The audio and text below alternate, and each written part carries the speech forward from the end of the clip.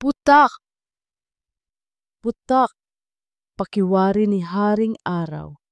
Ang sigaw ng kanilang tandang ay hindi lang basta sigaw. Ito ay isang sigaw na puno ng purong panik. Isang sigaw na nagsasabing mayroong isang sakunang nagaganap sa paraiso ng mga reyes. Napatigil sa pagdidilig ng mga kamatis si Karina Reyes. Ang init ng araw ay parang isang dagitab na tumutusok sa kanyang balat. Ang putik sa kanyang bota ay tila mas bumibigat sa bawat hakbang. At ang huling bagay na kailangan niya ngayon ay isa na namang problema. Lalo na kung ang problemang iyon ay may kinalaman sa paboritong manok ni Tatay Tonyo. Mabilis siyang tumakbo papunta sa likod ng kanilang bahay kung saan nanggagaling ang ingay. At doon sa gitna ng kanilang munting manukan, nakita niya ang isang eksenang hindi niya malilimutan. Isang lalaking halatang halata na hindi taga roon.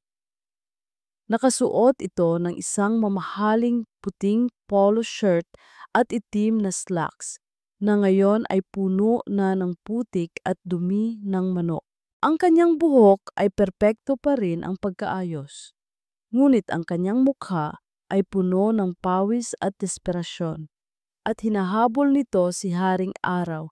Ang paghabol nito ay hindi paghabol ng isang sanay. Para itong isang mananayaw na hindi alam ang kanyang mga hakbang, pakaliwa, pakanan, muntik ng matumba. Magnanakaw. Ang salita ay kusang lumabas sa bibig ni Karina. Ang lahat ng kanyang pagod sa maghapon, ang inis sa init ng araw, ang walang katapusang trabaho sa bukid, lahat ng iyon ay nagsama-sama sa isang malakas na puwersa. Sumugod siya. Hoy, bitiwan mo ang manok namin! Nagulat ang lalaki nang makita siya. At sa isang segundong pagkagulat nito, nahuli nito sa wakas ang paa ni Haring Araw. Ngunit huli na, nakarating na si Karina. Pak!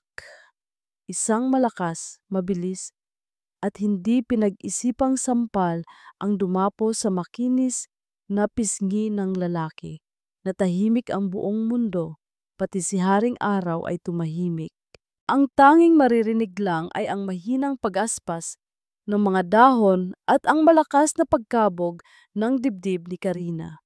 Dahan-dahang lumingon sa kanya ang lalaki, hawak ang kanyang namumulang pisngi. Ang kanyang mga mata na kulay kape ay puno ng hindi makapaniwalang pagkagulat. Para saan yon? Kalmadong tanong nito. Para sa pagnanakaw mo.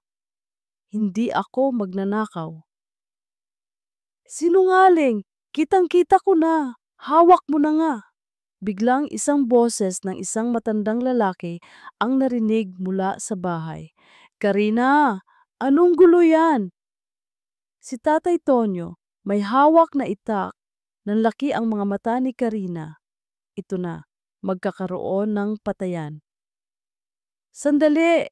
Sabi ng estranghero, itinaas ang isang kamay. Tumingin ito kay Mang Tonyo, pagkatapos ay kay Karina.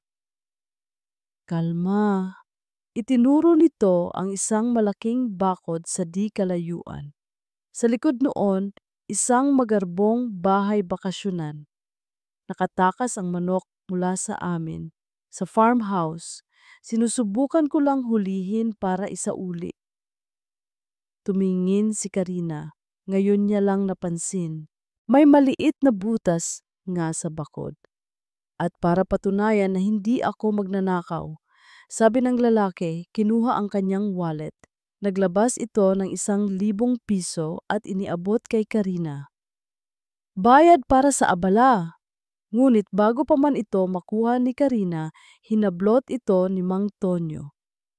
1,000, kulang pa yan sa stress na idinulot mo sa alaga ko. Tatay, kung ayaw mong dalhin kita sa barangay, sabi ni Mang Tonyo sa lalaki, magbabayad ka ng 5,000. 5,000 para sa isang manok? Nakita ni Karina ang gulat sa mukha ng lalaki na napalitan ng isang bagay na kakaiba, isang ideya. Sige, sabi nito, ibinalik ang wallet sa bulsa. Tumingin ito kay Karina, isang pilyong ngiti ang biglang sumilay sa kanyang mga labi. Pero may mas maganda akong alok. Humarap ito kay Mang Tonyo. Hindi po pera ang ibabayad ko. Tumingin ito pabalik kay Karina.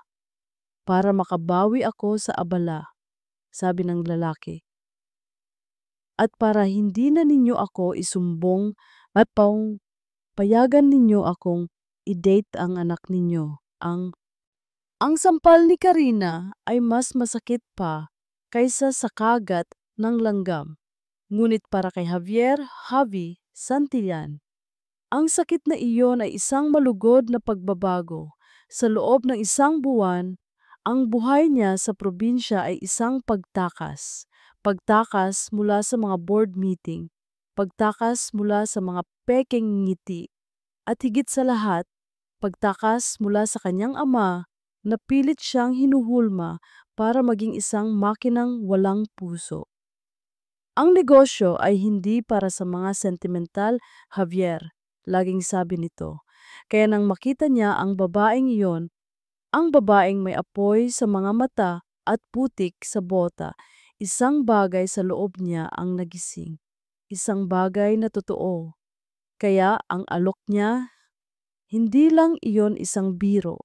At heto sila ngayon, nasa loob ng kanyang mamahaling sports car papunta sa kanilang unang date. Katabi niya si Karina na nakasuot ng isang simpleng bestida ngunit halatang hindi komportable. Tahimik lang ito, nakatingin sa labas. Saan mo ba ako dadalhin? Tanong nito sa wakas. Sa isang lugar na magugustuhan mo, sagot ni Javi, nakangiti. Dinala niya ito sa pinakamagarang restaurant sa pinakamalapit na syudad. Isang lugar na may mga puting mantel, kumikinang ng mga kubyertos, at mga presyong katumbas na ng isang buwang sahod ni Karina. Akala niya magugustuhan nito. Nagkamali siya. Hindi ako marunong gumamit nito. Bulong ni Karina, tinitingnan ang tatlong magkakaibang tinidor sa tabi ng kanyang plato. Simple lang yan, sabi ni Javi. Simple para sa'yo, sagot ni Karina. Dahil ito ang mundo mo. Ang mundo ko, kinakamay lang ang pagkain. Ang kanilang hapunan ay naging isang kalamidad. Bawat subok ni Javi na maging maginoo ay nagmumukhang isang insulto. Bawat kwento niya tungkol sa kanyang buhay sa syudad ay naglalagay lang ng mas mataas na pader sa pagitan nila. Alam mo, sabi ni Karina, hindi na napigilan ang sarili. Ang yabang mo. Ano? Mayabang ka, ulit nito. Akala mo dahil mayaman ka, makukuha mo na ang lahat ng gusto mo. Akala mo ang isang magarbong hapunan ay sapat na para mapahanga ang isang simpleng probinsyana na katulad ko. Hindi yan totoo. Hindi ba? Tanong ni Karina. Kung ganoon, bakit mo ako dinala dito? Para ipamukha sa akin kung gaano kalaki ang agwat natin. Hindi na nakasagot si Javi dahil sa isang banda. Tama ito, pauwi na sila. Ang katahimikan sa loob ng kotse ay mas mabigat pa kaysa dati. Biglang isang kakaibang tunog ang narinig mula sa makina na sinundan ng pag-ubo nito at namatay. Anong nangyari? Tanong ni Karina. Hindi ko alam, sabi ni Javi. Nasira yata. Magaling, sarkastikong sabi ni Karina. Nasa gitna sila ng isang madilim na daan sa probinsya. Walang ilaw, walang ibang sasakyan. Anong gagawin natin ngayon, Mr. Santillan? Tanong ni Karina. Maglalakad, sagot ni Javi, at naglakad sila. Sa ilalim ng isang langit na puno ng mga bituin na tila mas maliwanag kaysa sa syudad. Ang tanging maririnig lang ay ang tunog ng mga kuliglig at ang kanilang mga yapak sa graba. Walang nagsasalita. Pagkatapos ng ilang minuto, si Javi ang unang bumasag sa katahimikan. Sorry, sabi niya. Nagulat si Karina. Sorry kung naging mayabang ako, pag-amin niya. Hindi ako sanay sa ganito, sa, sa mga totoong tao. Ang buhay ko, sabi niya, ay isang malaking pagkukunwari. Ngunit ikaw, Karina, ikaw ang pinakatotoong taong nakilala ko. Huminto sila. Humarap siya kay Karina. Mali ako kanina. Mali ang lahat ng ginawa ko. Tumingin siya sa kanyang mga mata. Bukas, sabi niya, gagawin natin ang gusto mo, kahit ano. Inaasahan ni Karina na hindi na niya muling makikita si Javi Santillan. Ang gabing iyon ay isang kalamidad, isang paalala na sila ay galing sa dalawang magkaibang mundo na hindi kailanman magtatagpo.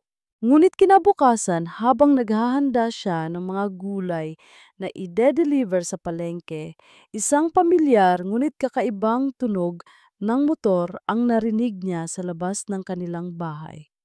Sumilip siya at ang nakita niya ay nagpatigil sa kanyang paghinga. Sa labas, nakaparada ang isang tricycle, isang luma at medyo kalawanging tricycle, at ang driver, si Javi. Nakasuot ito ng simpleng t-shirt at maong. Mayroon itong isang ngiting alanganin sa kanyang mga labi. Anong? Anong ginagawa mo dito? Tanong ni Karina, hindi makapaniwala. Ang sabi ko, gagawin natin ang gusto mo, di ba? Sagot ni Javi. Kaya heto na ako, ang bago mong tricycle driver.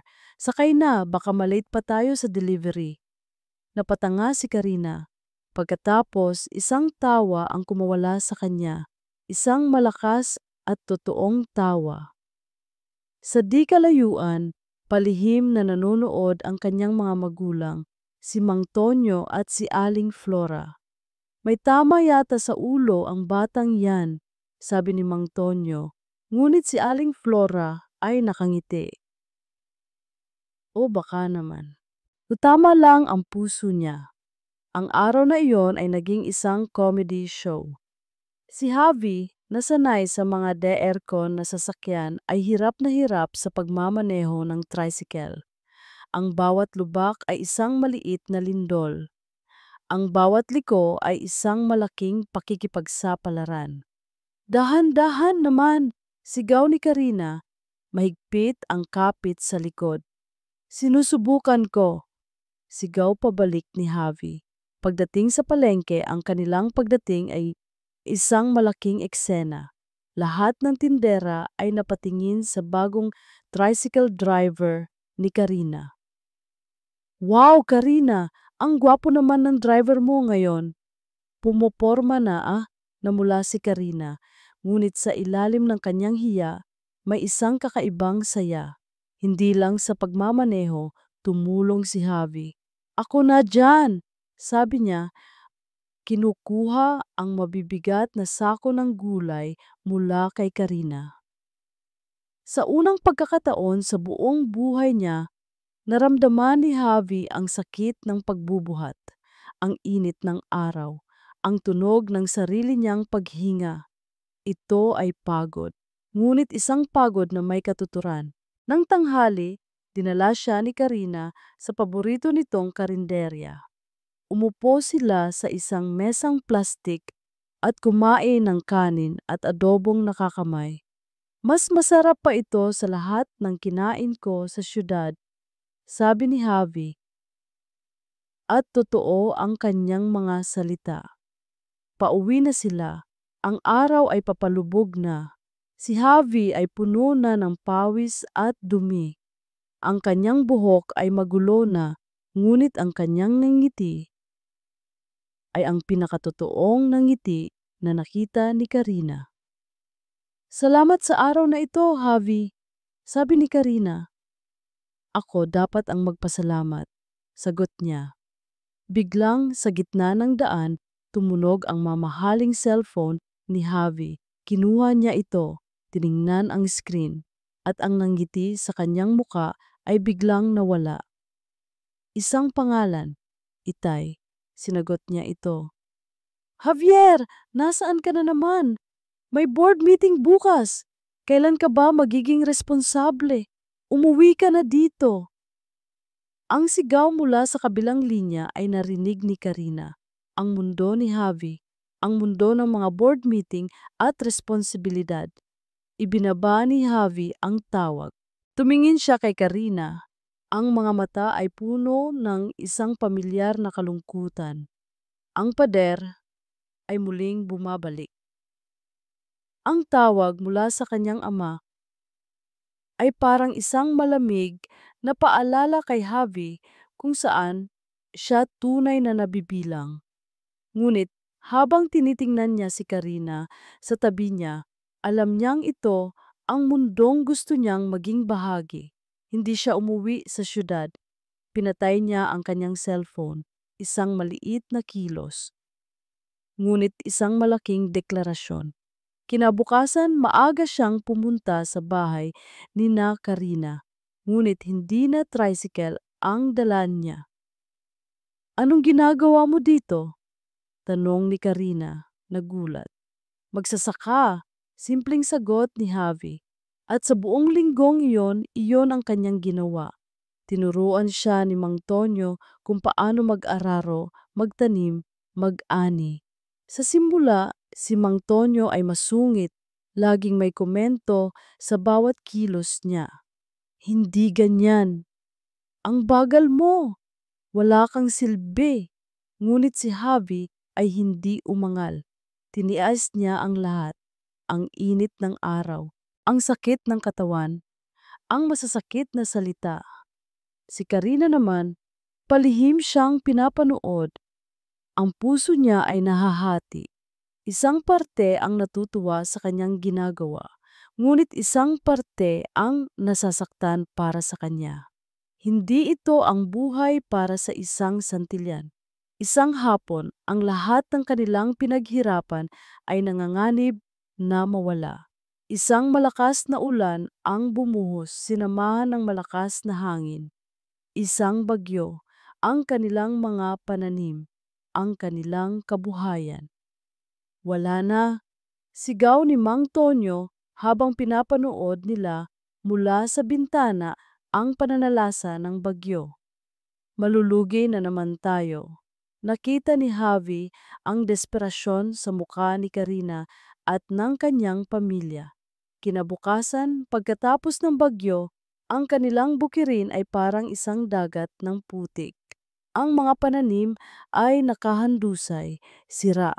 Umupo si Mang Tonyo sa isang sulok na walan na ng pag-asa. Ngunit si Javi ay hindi. Hindi pa tapos ang laban, Tay, sabi niya kay Mang Tonyo. Sa buong araw na iyon, nagtrabaho si Javi na parang isang kalabaw. Mag-isa niyang sinubukang itayo ang mga natumbang halaman. Mag-isa niyang inayos ang mga nasirang pilapil. Si Karina at ang kanyang pamilya ay napatingin lang. Ngunit nang makita nila ang determinasyon sa mga mata ni Javi, ang pawis sa kanyang noo, ang putik sa kanyang buong katawan, isang bagay ang nagbago sa kanila. Isa-isa, lumabas sila ng bahay, kumuha sila ng mga gamit, at nagsimula silang tumulong. Magkakasama sa gitna ng putikan, sa ilalim ng sikat ng araw, nilabanan nila ang trahedya. Nang gabing iyon, pagod na pagod silang lahat. Ngunit may isang bagong ngiti sa kanilang mga labi. Salamat, Javi, sabi ni Mang Tonyo. Tinapik ang balikat nito. Sa unang pagkakataon, ang tawag nito sa kanya ay hindi na bata o santilan. Ito ay Javi. Ngunit ang kanilang munting tagumpay ay hindi magtatagal. Habang naghahapunan sila, isang magarbong kotse ang huminto sa tapat ng kanilang simpleng bahay. Bumaba mula dito ang isang babaeng nakaputing bestida, suot ang mga alahas na mas makinang pa sa mga bituin. Si Patricia, ang ex-girlfriend ni Javi. Javi darling, sabi nito, ang boses ay puno ng pagkaarte. What are you doing in this dump? Hinahanap ka na ng daddy mo. Umuwi na tayo. Ang pagdating ni Patricia ay parang isang malamig na hangin mula sa syudad, dala-dala ang lahat ng bagay na pilit na tinatakasan ni Javi.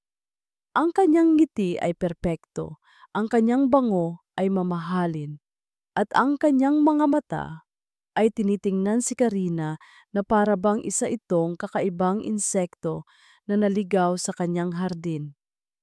So ito pala, sabi ni Patricia, hindi itinago ang pangungutya sa kanyang boses habang nililibot ng tingin ang simpleng bahay ng mga Reyes. Ito pala ang bago mong hobby, Javi? Umalis ka na, Patricia, mariing sabi ni Javi, tumayo sa pagitan niya at ni Karina. Bakit? Natatakot ka bang malaman niya ang totoo? Tanong ni Patricia. Humarap ito kay Karina. Hi, I'm Patricia, ang totoong girlfriend. Ex-girlfriend, pagtatamaan ni Javi. Detalye lang yan, sabi ni Patricia. Umupo ito sa isang silyang kahoy na para bang diring-diri. Nandito lang ako para sunduin ang dapat na sa akin. Ang ama ni Javi, si Don Alberto, ay nag-aalala na. At ako rin. Hindi bagay sa isang santilyan ang maglaro sa putikan. Hindi ako naglalaro, sagot ni Javi. Talaga ba? Tawa ni Patricia. Ikinuwento niya ang kanilang buhay sa Maynila. Ang mga party, ang mga biyahe sa Europa, ang mga mamahaling regalo. Ang bawat salita ay isang karayom na idinisenyo para tusukin ang kumpiyansa. Karina. Si Karina ay tahimik lang, nakikinig. Ngunit sa loob niya isang pamilyar na damdamin ang nagsimulang gumapang. Ang damdaming hindi siya sapat, hindi siya karapat-dapat. Hindi ka ba nagsasawa sa buhay probinsya, Javi? Tanong ni Patricia. Halika na, umuwi na tayo. Ito na ang tahanan ko, sabi ni Javi, hinawakan ang kamay ni Karina. Ang simpleng kilos na iyon ay nagpaapoy sa galit ni Patricia. Tumayo ito. Mag-ingat ka, probinsyana, sabi nito. Bumaling kay Karina. Ang mga laruan, madaling pagsawaan, at si Javi ay kilala sa pagiging mabilis magsawa. Bago ito tuluyang umalis, may huli itong ibinulong kay Karina. Sapat lang para marinig niya. Huwag kang masyadong umasa, libangan ka lang niya. Ang mga salitang iyon ay naiwan sa hangin, mas mabigat pa sa amoy ng bagyo. Pagkaalis ni Patricia, sinubukan ni Javi na pagaanin ang loob ni Karina. Huwag mo siyang pakinggan, Karina. Nagsisinungaling lang siya. Pero may punto siya, Javi. Sabi ni Karina, bumitaw sa pagkakahawak nito. Magkaiba tayo. Ito ay isang pagkakamali lang. Isang bakasyon para sa'yo, pero para sa akin ito ang buhay ko. Hindi yan totoo. Kung ganoon, bakit ka nandito? Hamon ni Karina. Dahil ba sa akin o dahil tinatakasan mo lang ang totoong buhay mo sa syudad? Ang tanong na iyon ay tumama kay Javi. Dahil sa isang banda, totoo. Nang gabing iyon, sa unang pagkakataon, isang pader ang muling nabuo sa pagitan nila. Ang lason na iniwan ni Patricia ay mabisa.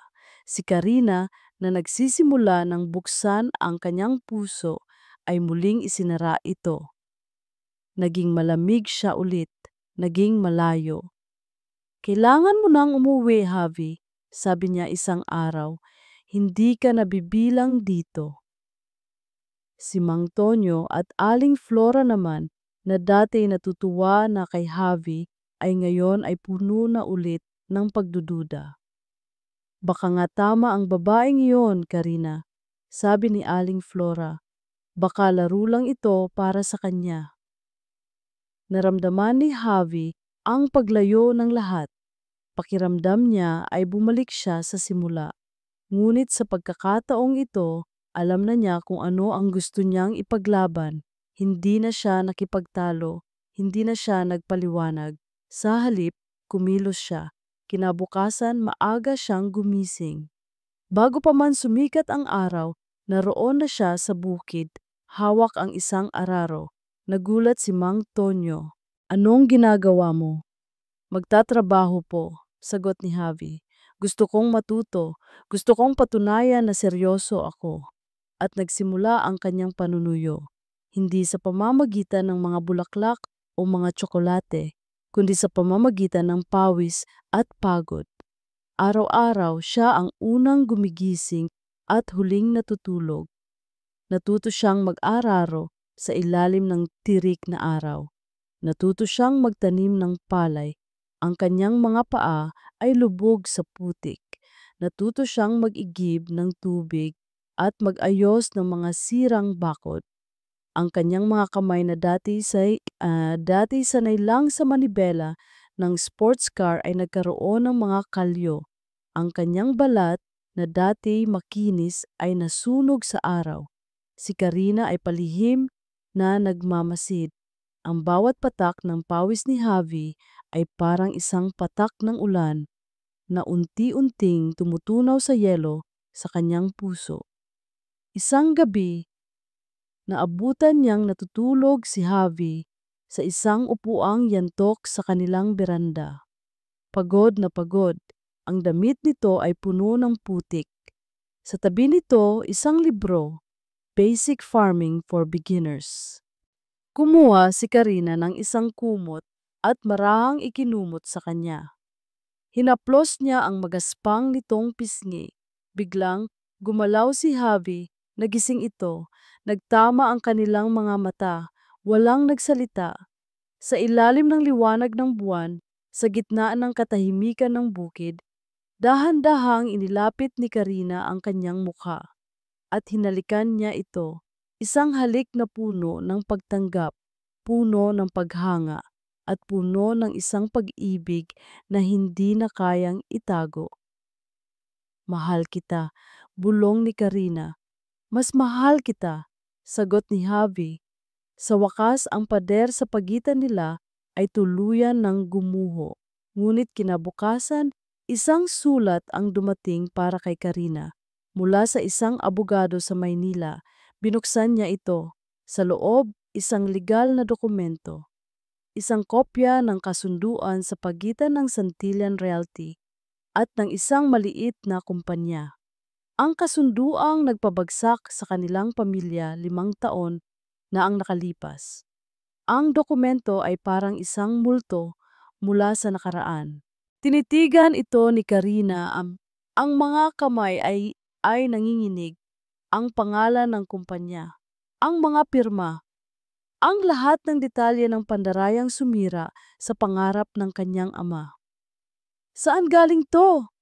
Tanong niya kay Javi na kadarating lang mula sa bukid. Tiningnan ni Javi ang papel.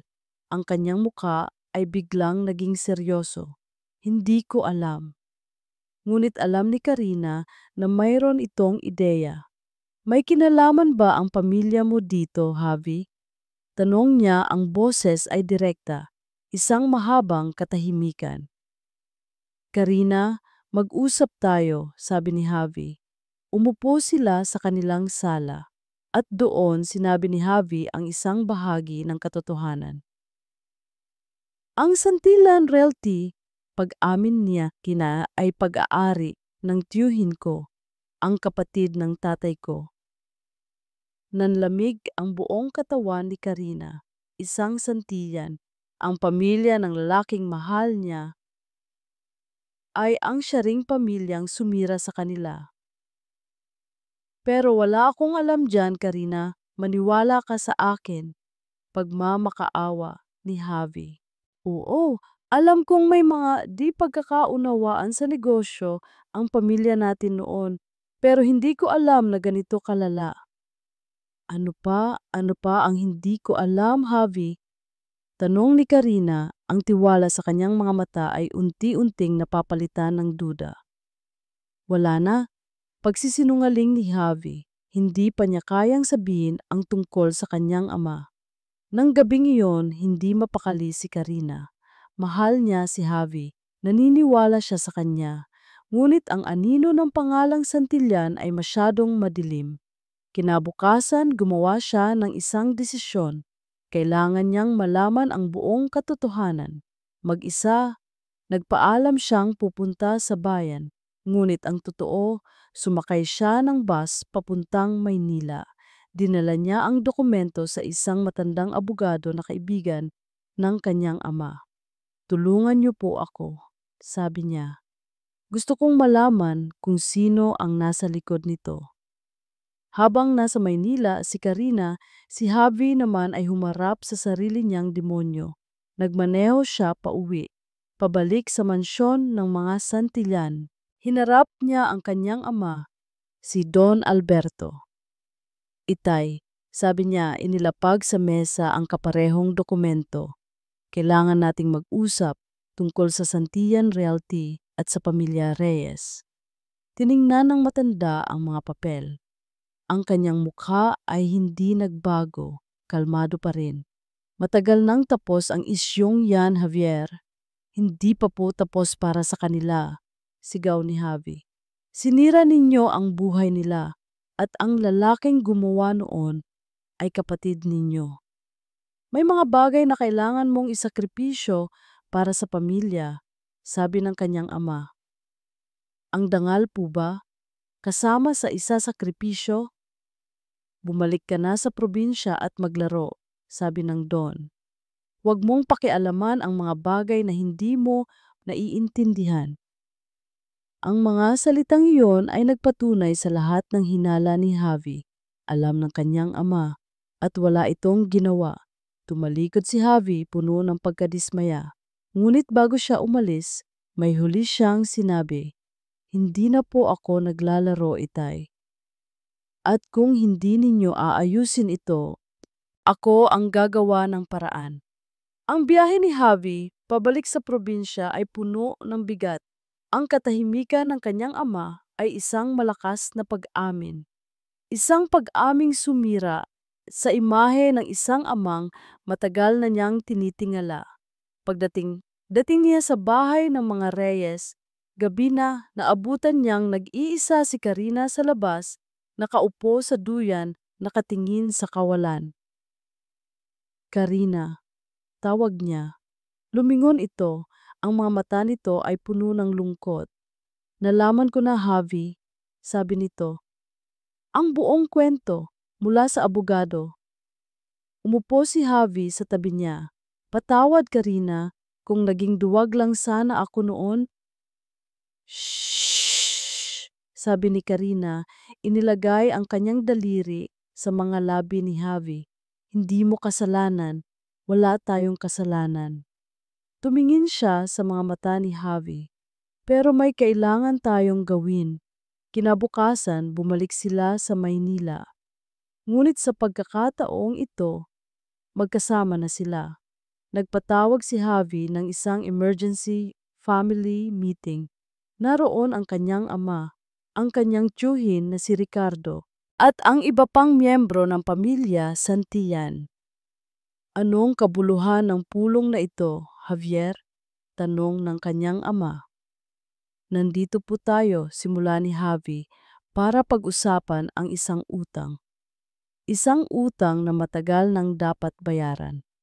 Inilatag niya sa mesa ang lahat ng ebidensya, ang mga dokumento ng pandaraya, ang mga testimonya ng ibang mga biktima na palihim na tinulungan ni Karina na hanapin. Ricardo Santillan, sabi ni Javi, humarap sa kanyang tiyuhin. Inaakusahan kita ng pandaraya at pagsira sa buhay ng pamilya Reyes at ng marami pang iba. Natawa si Ricardo. At sino ka para akusahan ako? Isang batang walang alam kundi maglaro? Maaaring bata ako, sagot ni Javi, pero hindi ako bulag. Humarap siya sa kanyang ama, ang pinakamahirap na sandali. At kayo itay, sabi niya, ang boses ay nanginginig sa bigat. Inaakusahan ko po kayo ng pananahimik, ng pagpapabaya, ng pagtalikod sa tama para lang sa pangalan ng ating pamilya. Walang hiya ka. Sigaw ng kanyang ama, tumatayo.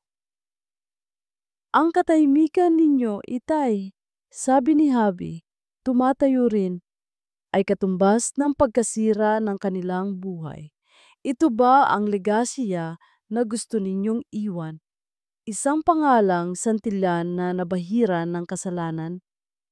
Ang mga salita ni Javi ay tumama sa bawat isa sa silid. Si Don Alberto ay napaupo, napahawak sa kanyang dibdib.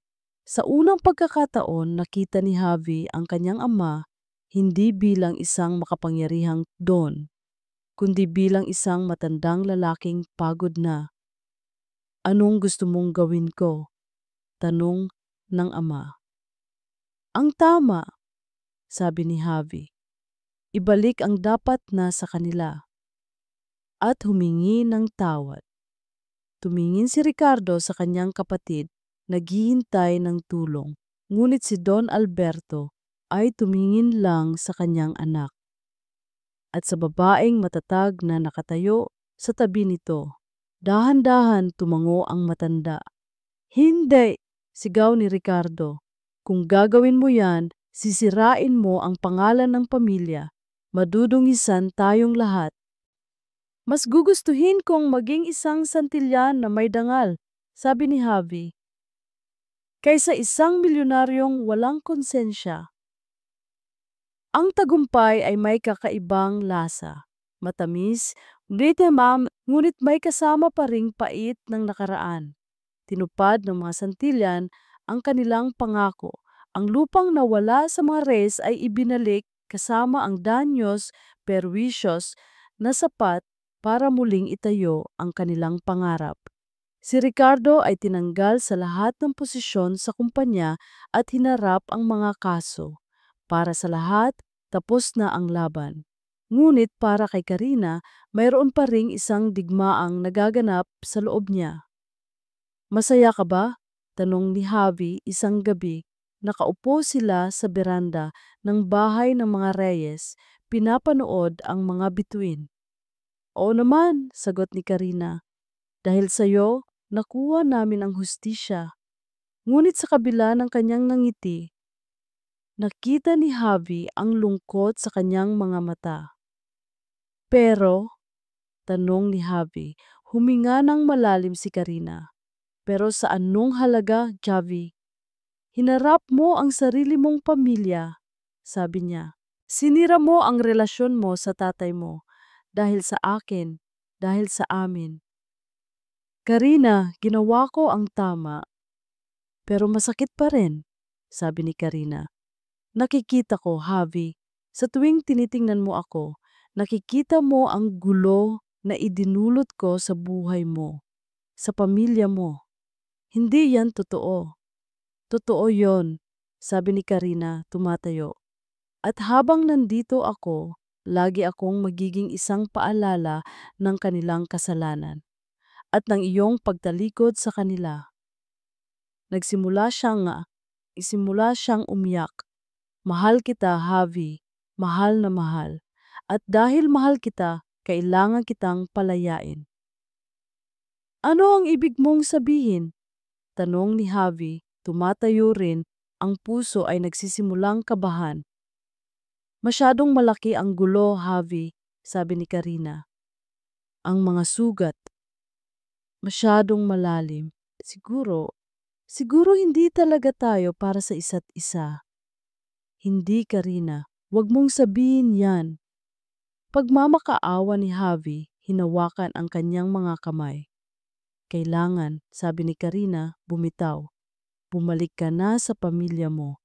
Ayusin ninyo ang dapat ayusin. At ako? Dito lang ako, sa mundo ko. Pero paano tayo? Siguro, sa ibang buhay na lang, bulong ni Karina. At pumasok na siya sa loob ng bahay, isinara ang pinto, iniwan si Javi na mag-isa sa dilim, ang puso ay basag na basag. Narinig ni Javi ang hagulgol ni Karina mula sa loob at alam niyang umiiyak din ito hindi lang para sa kanila kundi para sa kanya. Isang sakripisyong hindi niya kayang tanggapin. Ang mga araw na walang Karina ay parang isang walang katapusang tag-init para kay Javi. Ang araw ay mainit, ngunit ang kanyang mundo ay malamig at walang kulay. Sinubukan niyang bumalik sa syudad sa kanyang dating buhay. Ngunit ang bawat sulok ng kanyang penthouse, ang bawat meeting sa boardroom, ay nagpapaalala lang sa kanya kung ano ang nawala. Isang gabi, hindi na niya natiis. Pumunta siya sa isang bar, nag-iisip na baka sa alak malulunod niya ang kanyang kalungkutan. At doon, nakita niya ito, si Patricia. "Javi, darling," sabi nito, umupo sa tabi niya. "I heard the news. Good for you. Sa wakas, natauhan ka na." Tiningnan lang ni Javi ang kanyang baso. "Halika," sabi ni Patricia, hinawakan ang kanyang braso. "Kalimutan na natin ang probinsyanang iyon. Magsaya tayo, tulad ng dati." Ngunit sa paghawak ni Patricia, isang bagay ang naging malinaw kay Javi. Ang haplos nito ay walang init. Ang mga ngiti nito ay walang buhay. Ang lahat ay isang pagkukunwari. Dahan-dahan, inalis niya ang kamay ni Patricia. "Sorry, Patricia," sabi niya. "Pero hindi na ako ang dating Javi." Tumayo siya. "At ang probinsyanang iyon, siya ang buhay ko." Umalis siya ng bar, iniwan si Patricia na hindi makapaniwala. Alam na ni Javi ang kailangan niyang gawin. Hindi na siya pwedeng maghintay lang. Kailangan niyang lumaban. Kinabukasan, kinausap niya ang kanyang ama. Hindi na bilang isang anak na galit, kundi bilang isang lalaking may desisyon. "Itay, aalis na po ako sa kumpanya," sabi niya. "Ano?" "Ibabalik ko po ang lahat sa inyo. Ang posisyon, ang pera, lahat," sabi ni Javi. "May isa lang po akong hihilingin, ang basbas ninyo." Tinitigan siya ng kanyang ama. "Para sa babaeng iyon?" "Para po sa kanya," sagot ni Javi. Isang mahabang katahimikan. "Kung iyan ang magpapasaya sa iyo, anak," sabi ng matanda. "Sino ako para humadlang?" Bumalik si Javi sa probinsya. Ngunit hindi na bilang si Javi Santillan, ang milyonaryo. Bumalik siya bilang si Javi lang. Nag-arkila siya ng isang maliit na bahay na hindi kalayuan sa farm ng mga Reyes. At nagsimula siyang manuyo ulit, hindi kay Karina, kundi sa ama nito. "Mang Tonyo," sabi niya, "nandito po ako para manilbihan, para patunayan sa inyo na karapat-dapat po ako sa anak ninyo. Kahit wala na akong pera." At sa loob ng isang buwan, iyon ang kanyang ginawa. Nagtrabaho siya sa bukid hindi bilang isang bisita, kundi bilang isang tunay na magsasaka. Walang sahod. Tanging ang pag-asang makita si Karina mula sa malayo. Si Karina naman araw-araw palihim siyang pinapanood. Ang puso niya ay sumisigaw na patawarin na ito, na yakapin na ito. Ngunit ang pride niya, hanggang isang hapon, isang napakainit na hapon, nakita niyang bumagsak si Javi sa gitna ng bukid dahil sa sobrang pagod at init. Wala ng pride, wala ng duda. Tumakbo siya. Ang paghihiwalay nila ay parang isang bagyo na muling sumira sa mundong halos buo na sana. Para kay Javi, ang bawat araw na walang Karina ay isang walang katapusang parusa. Sinubukan niyang bumalik sa syudad, sa kanyang dating buhay ng mga meeting at mga numero.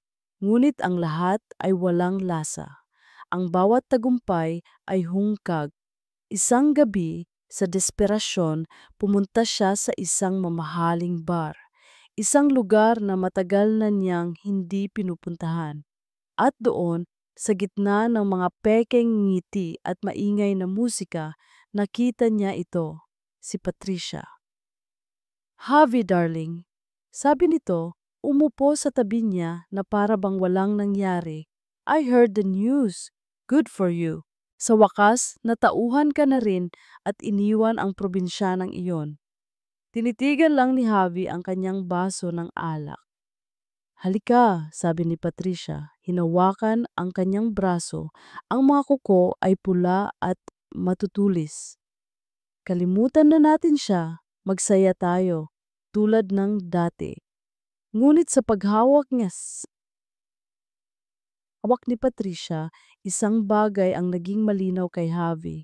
Ang haplos nito ay walang init. Ang mga ngiti nito ay walang buhay. Ang lahat ay isang pagkukunwari. Isang magandang shell na walang laman. Dahan-dahan, inalis niya ang kamay ni Patricia mula sa kanyang braso. "Sorry, Patricia," sabi niya. Ang boses ay kalmado ngunit pinal. "Pero hindi na ako ang dating Javi na kilala mo." Tumayo siya. "At ang probinsyanang iyon," sabi niya, lumingon dito sa huling pagkakataon. "Siya ang buhay ko." Umalis siya ng bar, iniwan si Patricia na hindi makapaniwala. Alam na ni Javi ang kailangan niyang gawin. Hindi na siya pwedeng maghintay lang at umasa. Kailangan niyang lumaban, hindi para sa kumpanya, hindi para sa pangalan, kundi para sa puso niya. Kinabukasan, kinausap niya ang kanyang ama. Hindi na bilang isang anak na galit at puno ng panunumbat, kundi bilang isang lalaking may desisyon. "Itay, aalis na po ako sa kumpanya," sabi niya. Nagulat si Don Alberto. "Ano? Pagkatapos ng lahat ng pinaghirapan mo?" "Ibabalik ko po ang lahat sa inyo. Ang posisyon, ang pera, lahat," sabi ni Javi. "May isa lang po akong hihilingin kapalit." "Ano yon?" "Ang basbas ninyo," sabi ni Javi. "Ang basbas ninyo sa pagpili ko ng sarili kong kaligayahan." Tinitigan siya ng kanyang ama. Sa mga mata ng kanyang anak, nakita niya ang iisang determinasyong hindi niya kailanman nakita dati. Ang determinasyon ng isang lalaking handang isuko ang lahat para sa pag-ibig. Isang mahabang katahimikan. "Kung iyan ang magpapasaya sa iyo, anak," sabi ng matanda, "sino ako para humadlang?" Bumalik si Javi sa probinsya, ngunit hindi na bilang si Javi Santillan ang milyonaryo. Bumalik siya bilang si Javi lang. Nag-arkila siya ng isang maliit na bahay na hindi kalayuan sa farm ng mga Reyes. At nagsimula siyang manuyo ulit, hindi kay Karina, kundi sa ama nito. "Mang Tonyo," sabi niya isang umaga habang nag-aararo ang matanda. "Nandito po ako para manilbihan, para patunayan sa inyo na karapat-dapat po ako sa anak ninyo, kahit wala na po akong yaman." Hindi sumagot si Mang Tonyo, tinitigan lang siya nito. Pagkatapos iniabot nito sa kanya ang isa pang araro, isang tahimik na pagtanggap sa kanyang hamon. At sa loob ng isang buwan, iyon ang ginawa ni Javi. Nagtrabaho siya sa bukid, hindi bilang isang bisita, kundi bilang isang tunay na magsasaka. Walang sahod, walang reklamo. Tanging ang tanging ang pag-asang makita si Karina mula sa malayo. Si Karina naman, araw-araw palihim siyang pinapanood mula sa bintana.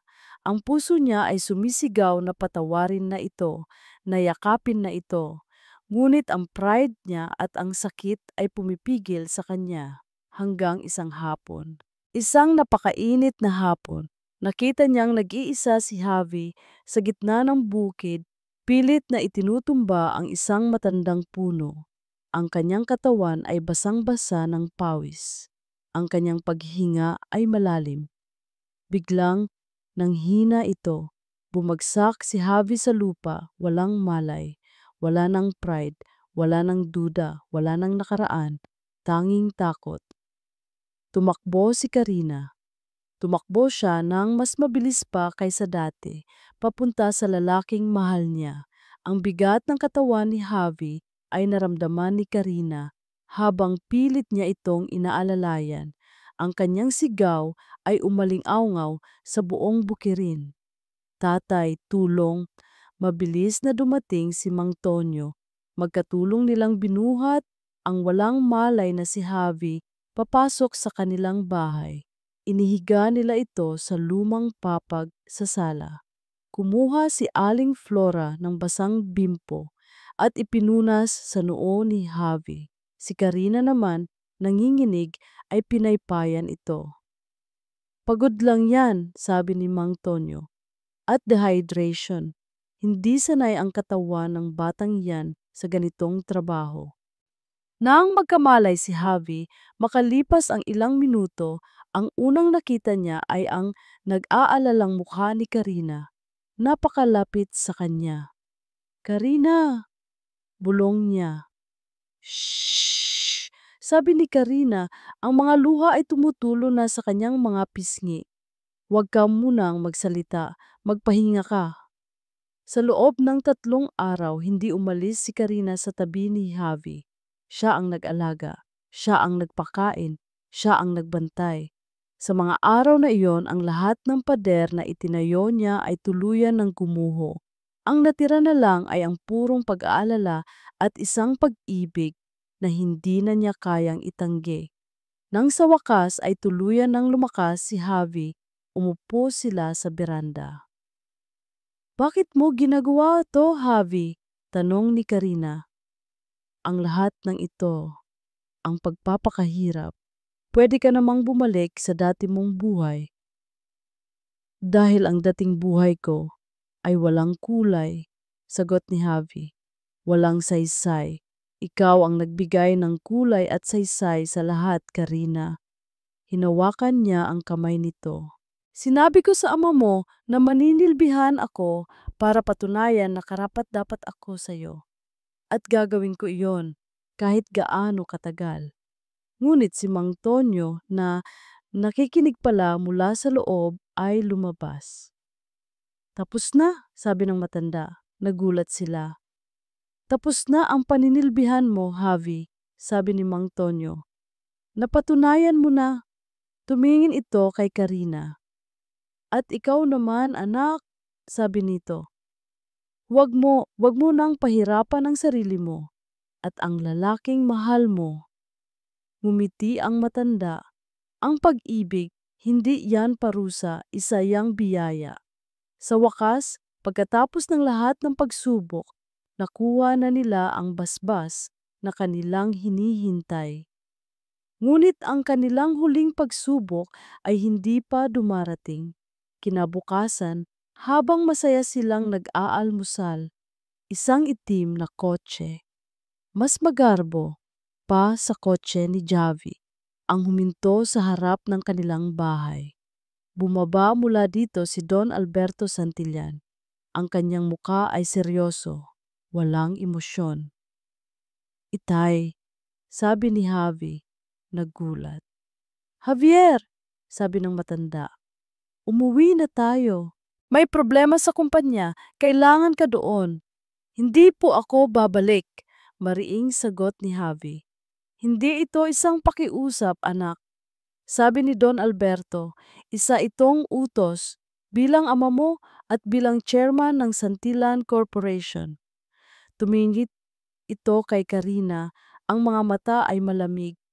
At ikaw, Hija, kung talagang mahal mo ang anak ko, hahayaan mo siyang bumalik sa mundong para sa kanya. Hahayaan mo siyang gawin ang kanyang responsibilidad. Ang mga salita nito ni Don Alberto ay parang isang nagyelong hangin na pumawi sa lahat ng init na nabuo sa pagitan nina Javi at Karina. Responsibilidad, pamilya. Ang dalawang salitang naghiwalay sa kanila noon ay muling bumabalik para bawiin si Javi. Hindi, sabi ni Javi, humakbang sa harap ni Karina na para bang poprotektahan ito. Ang responsibilidad ko po ay nandito, sa kanya. Ang pag-ibig ay hindi makakapagpatakbo ng ₱1 bilyon kumpanya, Javier. Mariing sabi ng kanyang ama. Ang tiyuhin mo, si Ricardo, ay gumagawa ng paraan para agawin ang kontrol.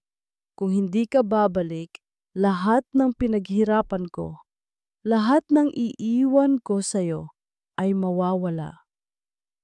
Gabi na. Ang usapan ay lumipat sa loob ng maliit na bahay ng mga Reyes.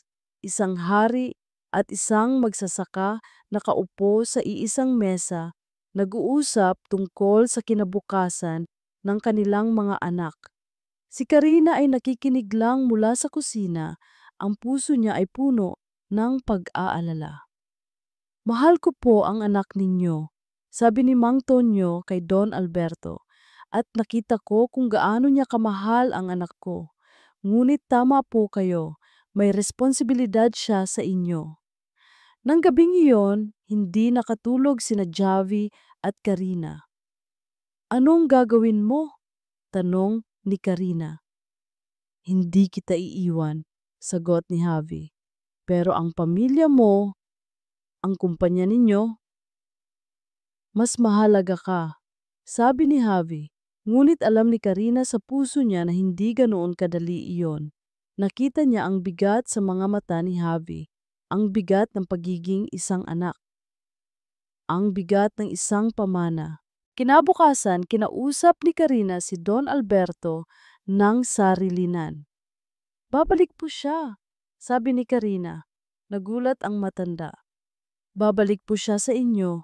Ulit ni Karina, ang bawat salita ay isang kirot. Sa isang kondisyon. Ano yon? Bigyan ninyo po ako ng 1 taon, sabi ni Karina. 1 taon para patunayan ni Javi ang sarili niya sa inyo. At 1 taon para patunayan ko rin ang sarili ko na kaya kong maghintay, na ang pag-ibig namin ay totoo. Nang gabing iyon, si Karina na mismo ang kumumbinsi kay Javi. Umuwi ka na, Javi, sabi niya. Ayusin mo ang dapat mong ayusin. At pagkatapos, bumalik ka sa akin. Pero Karina, 1 taon, Javi, sabi niya. Kaya kong maghintay dahil sigurado na ako, ikaw lang. Ang kanilang pamamaalam ay puno ng luha, ngunit puno rin ng pangako. Umalis si Javi, dala-dala ang puso ni Karina. Naiwan si Karina, dala-dala ang pangako ni Javi. Sa Maynila, hinarap ni Javi ang kanyang tiyuhin, ngunit hindi na siya ang dating Javi. Mas matatag, mas determinado. Sa tulong ng kanyang ama, na ngayon ay buo na ang tiwala sa kanya, nilabanan nila ang pag-agaw ni Ricardo sa kumpanya. Sa probinsya, si Karina naman ay nagtrabaho ng husto. Pinalago niya ang kanilang farm. Nagtayo siya ng isang maliit na kooperatiba para sa mga magsasaka sa kanilang lugar. 1 taon, 1 taon ng liham, ng tawag, ng pangungulila, at sa wakas dumating ang araw. Isang itim na kotse ang huminto sa harap ng Reyes Farm na ngayon ay mas malago at mas maganda na.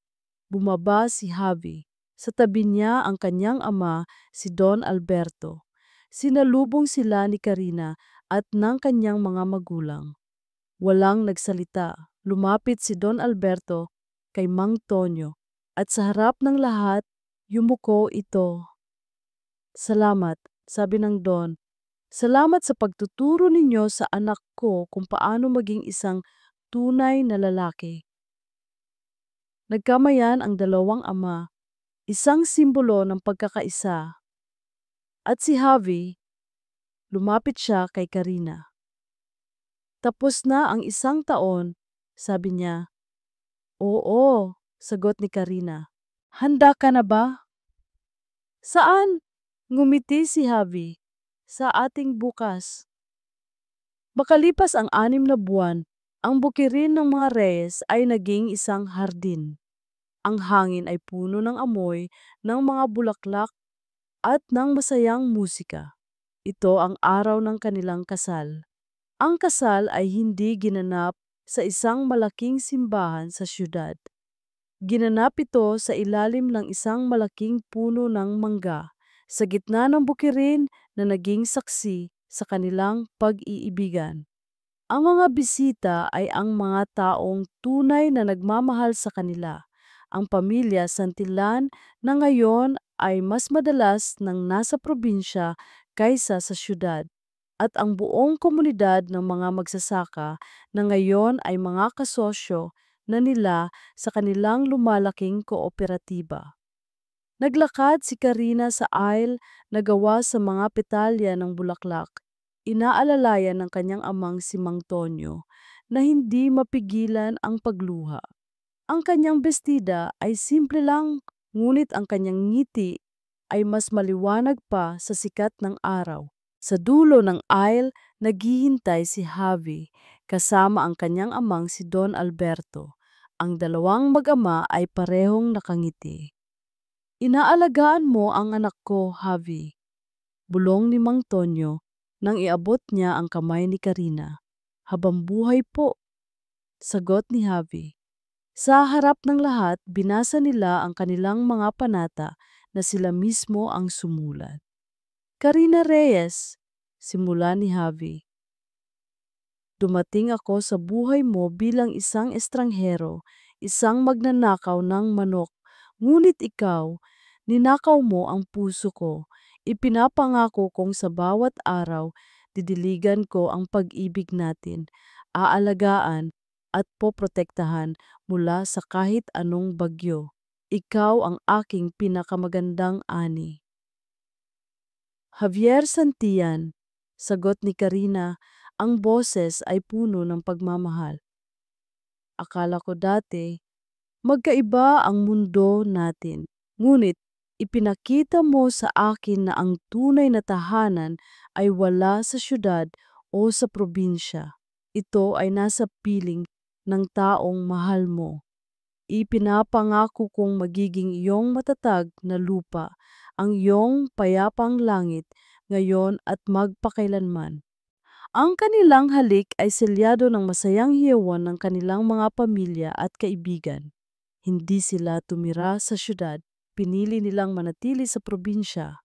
Si Javi, gamit ang kanyang talino sa negosyo, ang namuno sa pagpapalago ng kanilang kooperatiba na ngayon ay isa na sa pinakamalaking supplier ng organic produce sa bansa. Si Karina naman ang naging puso ng kanilang komunidad. Makalipas ang 2 taon, isang hapon nakaupo sila sa beranda ng kanilang bagong tayong bahay. Tanaw ang luntiang bukirin. Mommy! Daddy! Isang maliit na batang babae ang masayang tumatakbo palapit sa kanila. Ang kanilang anak, si Hearty. May hawak itong isang maliit na kamatis na kapipitas lang. Look po, it's red na. Pinuhat ni Javi ang kanilang anak. Ang galing-galing naman ng aming munting magsasaka. Niyakap ni Karina ang kanyang mag-ama. Tumingin siya sa paligid, sa kanilang tahanan, sa kanilang bukirin, sa kanilang buhay. Isang buhay na binuo, hindi ng pera o ng pangalan, kundi ng sipag, ng tiyaga, ng pagpapatawad, at ng isang pag-ibig na nagsimula sa isang nakakatawang pagkakamali, ngunit nagtapos sa isang perpektong katotohanan.